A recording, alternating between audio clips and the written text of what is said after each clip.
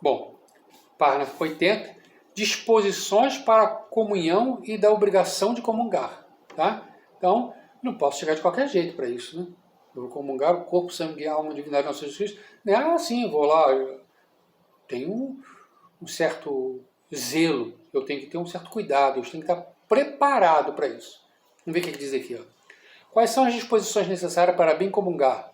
Para bem comungar, 3 coisas são necessárias. Primeiro, estado de graça.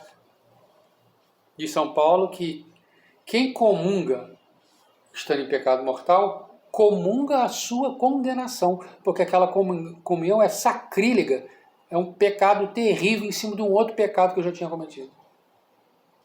Para eu comungar, eu tenho que estar em dia com a minha confissão. Gente, pelo amor de Deus. E aí, se eu não sei se aquele pecado que é grande ou pequeno, eu vou lá e me confesso. Como falei com vocês aqui, é bom quando eu vou confessar os VNAs que eu me lembro também, e confesso tudo, para ter certeza que eu estou limpinho. Tenho que estar em estado de graça, gente. Vou receber Jesus, que se sacrifica por mim, que morre por mim, eu não posso receber de qualquer forma. Tem que estar em estado de graça.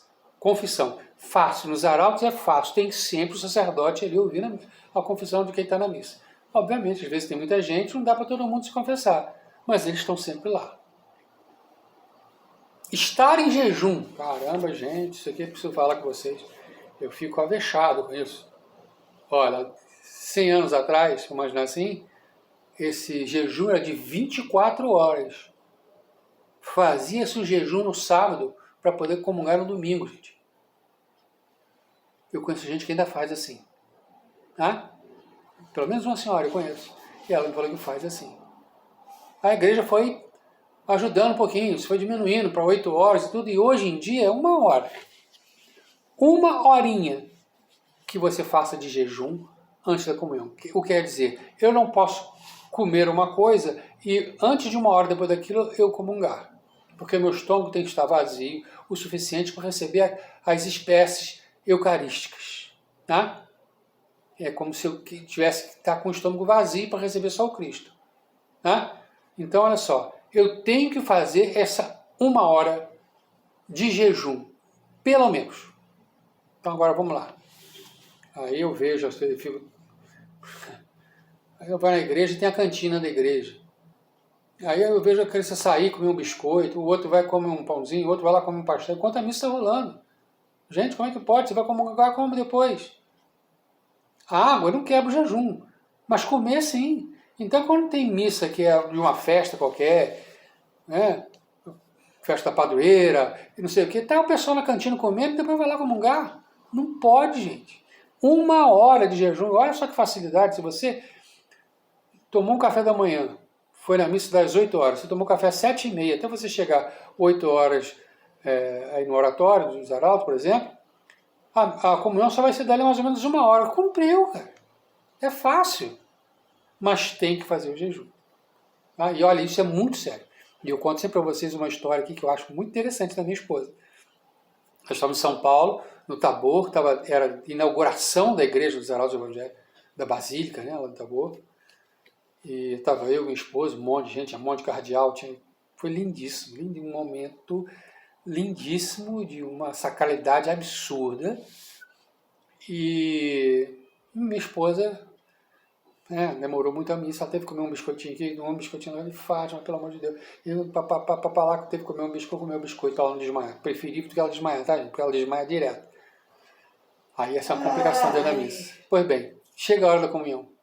Na hora que chega a hora da comunhão, com graça de Deus, quem deu comunhão para ela foi o padre Caio Nilton, um homem santo entre os arautos do Evangelho. E conhece a gente.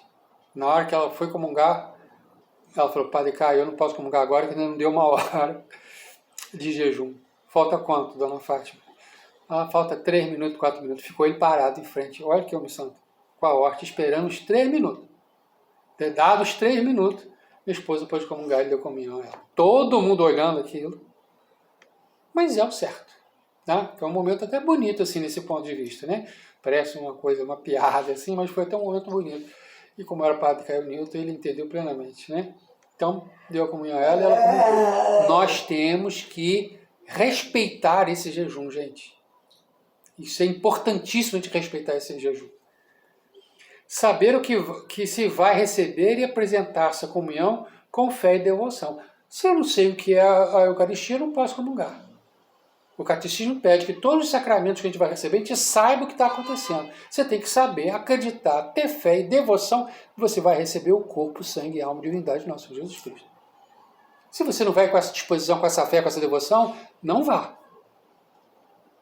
O que quer dizer estado de graça? Estado de graça quer dizer ter a consciência pura e livre de todo pecado mortal, como eu falei. Eu não posso estar em pecado mortal. Se tiver, vou lá me confessar. Mas olha só, para se confessar tem que se arrepender, tá, gente? Eu acho meio difícil a pessoa ter esquecido de cometer um pecado mortal tendo se arrependido. Quem se arrepende de alguma coisa errada que fez é que ele fica martelando na cabeça, né? Que pecado comete quem comunga em pecado mortal? Quem comunga em pecado mortal, se tem consciência de seu estado, comete horrível sacrilégio, como eu falei com vocês. Horrível sacrilégio, é o que está escrito aqui. É um pecado sobre o outro. Como diz São Paulo, comunga sua condenação. Que jejum se exige para comungar? Para comungar se exige um jejum de 1 hora antes da comunhão. A água não quebra o jejum, como eu estou falando aqui. 1 hora, presta atenção, gente. Em que consiste a fé e devoção com que devemos comungar?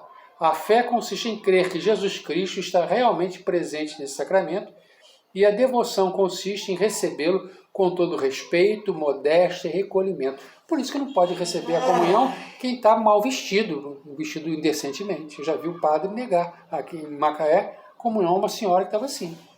Então tem um recolhimento, tem que ter uma modéstia, uma postura para você poder receber sua comunhão. Há obrigação de comungar? Sim, há obrigação de comungar em perigo de morte e ao menos uma vez a cada ano pela Páscoa da Ressurreição. A Igreja estabeleceu isso como um dos mandamentos da Igreja.